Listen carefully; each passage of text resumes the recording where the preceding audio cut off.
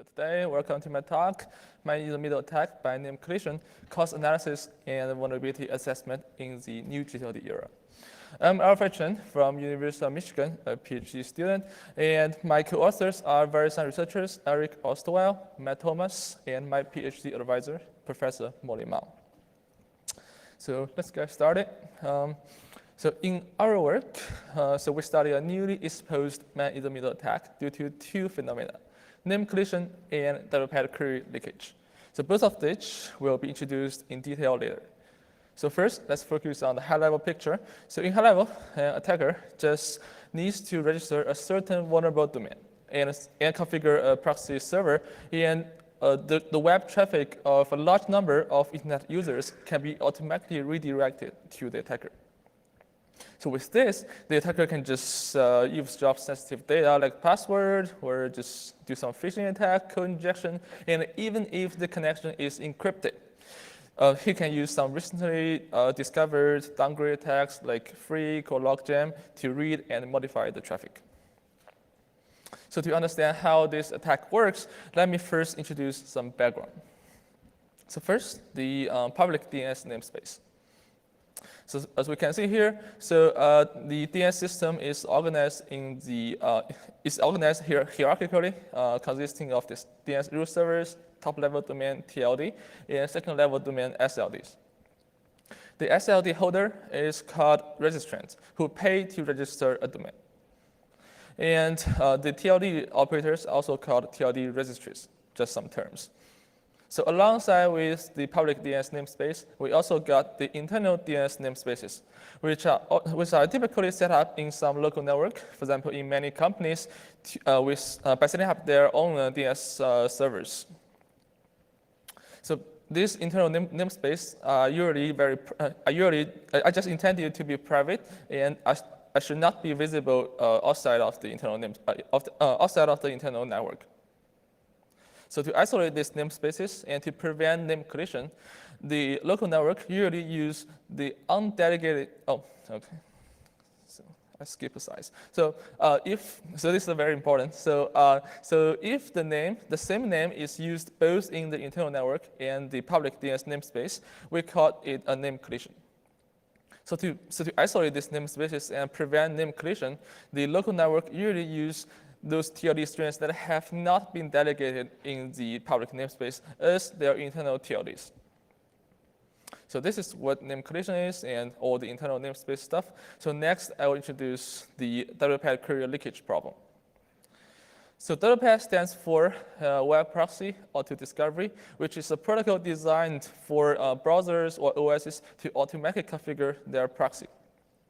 So this is typically used in some local networks, for example, in many companies where the clients are restricted from talking to the public internet. So for this configuration process to work, the client will issue a very special query which prepends double-pad, WPAD, to the local domain name. And in the response, he will get the information to configure his own web proxy, and subsequently, all the web traffic from this client will be routed through a proxy. So as we can see, this proxy can intercept all the web traffic here. And it's actually very security sensitive, and such leakage of these double-pad queries to the public namespace should not happen. But surprisingly, this is happening now. And as we can see, based on our own measurement study, from just 2 out of 13 DNS root servers, so there are over 20 million such queries are leaked to the public namespace every day. But in the past, this is actually not a very serious problem because the usage of undelegated TLD strings is the internal TLD. So because of this, all these double-pad queries these leaked double-pad queries will just be answered by the DNS root servers saying no such name exists, with an error code which is called NX domain. So because of this, these queries are not easily was not easily exploitable by some registrant. But this situation just got changed because of the new gTLD program, where over 9,000 new gTLDs have been added to the public namespace just since 2013, making it the largest expansion ever. So as a result, many of these popular ITLDs, internal TLDs, are also delegated. So this breaks the implied assumption made in the internal namespace planning we just discussed earlier, and this allows the name collision problem to happen. So now this double-padded query are linked to the public namespace and can be resolved by some registration. So as we can see, the name collision problem created by this new trend have a direct impact in this double-padded query leakage problem. And if the attacker got to control where he just registered this colliding domain in the public namespace, he can just instruct the clients to use an attacker-controlled middle proxy and thus cause all the exploits we just mentioned earlier. So this is the attack focused in our paper. We call it double-pad name collision problem. So in our work, we performed the first systematic study on this double-pad name collision attack. And first, what we do is that we study the fundamental problem. So why the internal double-pad queries are leaked to the public namespace? So these queries are intended to be resolved only from within the local network, and such leakage should not happen, just like I mentioned earlier. So next, we systematically assess the vulnerability status of this attack in the wild. So our main approach is to propose a measurable definition and quantification of the attack surface of this vulnerability. And one insight we have is that most of the domains only have leaked queries very infrequently with low query volume, making them not practically exploitable. So in our definition, we want it to be more accurate and useful, thus we define it to be the domains can persistently expose large number of victims. We call them highly vulnerable domains, HVDs for short. So these HVDs need to have high leakage persistence. For example, the double-pad queries are leaked every day. And meanwhile, this leakage needs to have high leakage volume. Thus, once these domains are registered, large number of victims can be continuously exploited. As we can see from this definition, these HVDs assess quantifiably attractive targets for adversaries. So to perform this analysis, we use a data set with 2-year NX domain traffic, which is those query traffic with non-existent domain response, which is collected at the DNS root server ANJ, which is able to capture the leaked double-pad queries. So first, let's explore why the leakage happens. So first, we measure where the leakage comes from, and these are the top 12 high leakage ASs, which altogether account for around 85% of total double-pad query leakage in the wild. So surprisingly, we find out that actually 10 of them are well-known home access network ASs. And for the rest two, they run the open resolvers in the public namespace, and which is also commonly configured by home users. So this shows that actually the home access network ASs are the dominant source of the leakage, and the underlying cause of this leakage is very likely related to some user behaviors at home. So then we go inspect the domain suffix of these leakages, of this leakage ASs. So what we find out is that actually, instead of the home devices, most of the domain suffix are actually corporate network related. For example, we saw lots of domain suffix which are involved to company, for example, the defense contractor company or consulting or real estate, which should not originate from home. So this leads to a hypothesis that maybe these leaks are coming from individuals using corporate laptops at home. So from this cause, the leakage traffic should have a very diverse set of domain suffix, which are actually created by the user machines from just all sorts of different corporate networks, and this should create a significant entropy of the domain suffix. So that's why we use a domain suffix entropy metric to validate our hypothesis. So these are the top 11 high entropy ASs we measured. So we find out that actually 10 out of them are overlapped with the top 12 high leakage ASs we showed earlier. This validates our hypothesis and shows that actually a very likely cause of this leakage is end-user devices mistakenly issuing internal queries when they are used outside of the internal network, for example, at home. But wait, why these devices are making such mistakes? The DHCP server should automatically configure the domain suffix when the network changes. So we set up some local testbed and try to explore why. So we actually find some common OS settings in which the devices can indeed make such mistakes. So for example, after setting the OS domain name or setting the domain search list, this domain is actually hard-coded in the OS regardless what the DHCP says, and this causes the devices to still issuing internal queries when they are used outside of the internal network. So now that we have a good understanding of why the leakage happens, so next we apply the attack surface quantification to systematically assess the vulnerability status. So remember, the attack surface, HVDs, is defined to have both high leakage persistence and high leakage volume. So we first define the leakage. We first define persistence as leakage in every p-day period for at least n days. For example, if p is 1 and n is 365, this means that the domain has WPAD query leakage every day for 1 year, showing very high leakage persistence.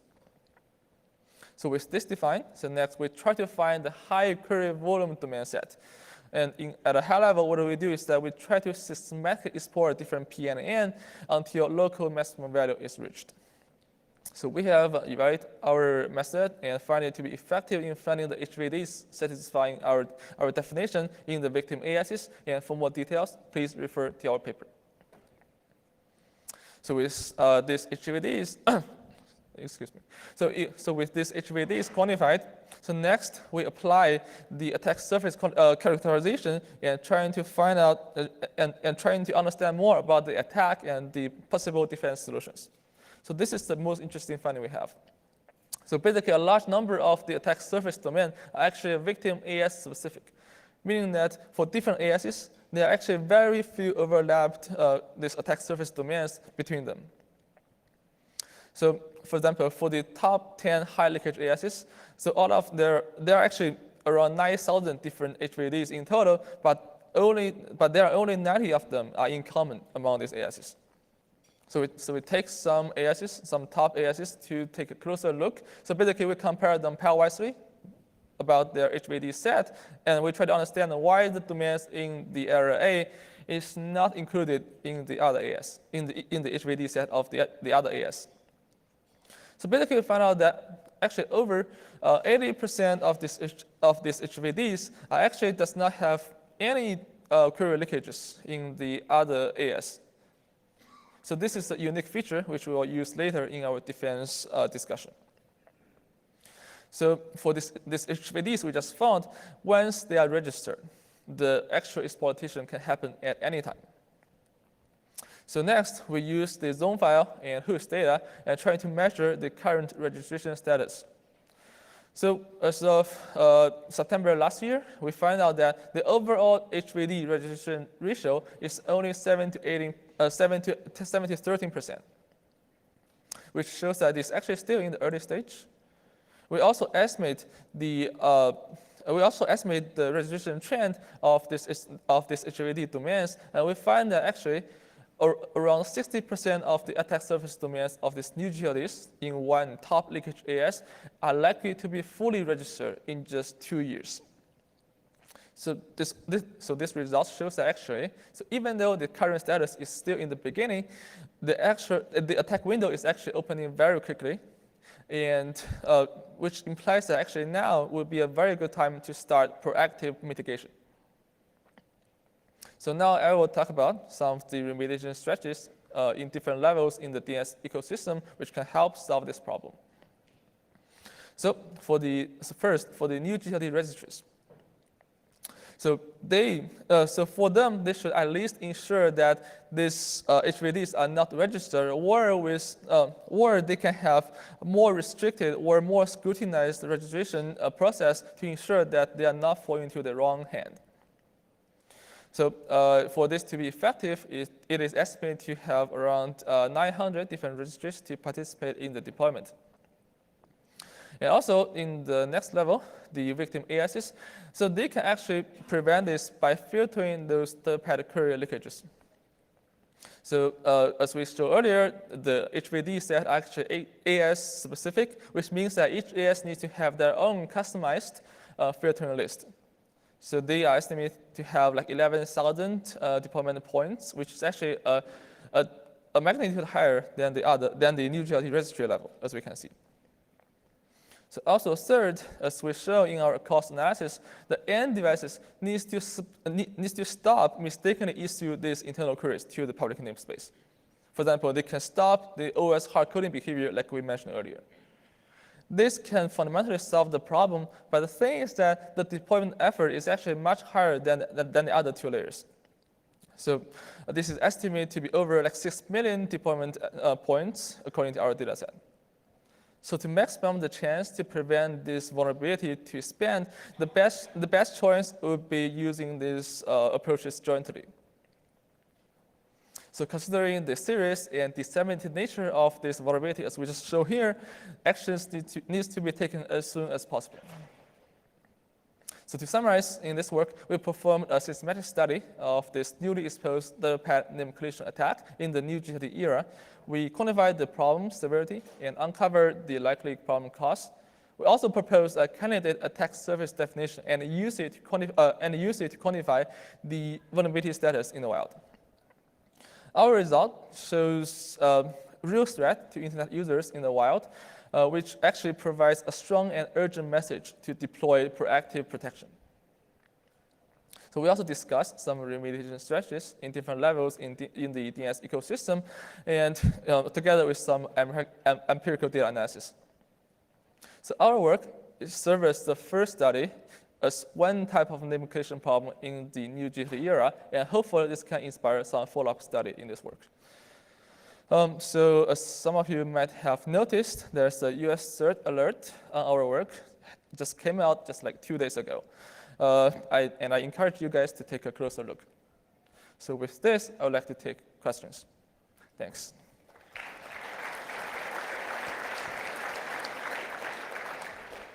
Hi, thanks for the talk. So to be clear, the attack you're concerned about is not STLD registrants, but it's some, like if, say, Evil Corp was one of the things going out and their internal TLD was .evilcorp, you're worried about some other person registering the gTLD, or not, registering's not the right word, creating the gTLD.evilcorp and stealing their WPAD traffic. Are you, so just make sure that so it's actually, so in our scenario, the attacker is the malicious registrant. So they register a domain called, for example, alpha.evil, and the evil is the new gTLD.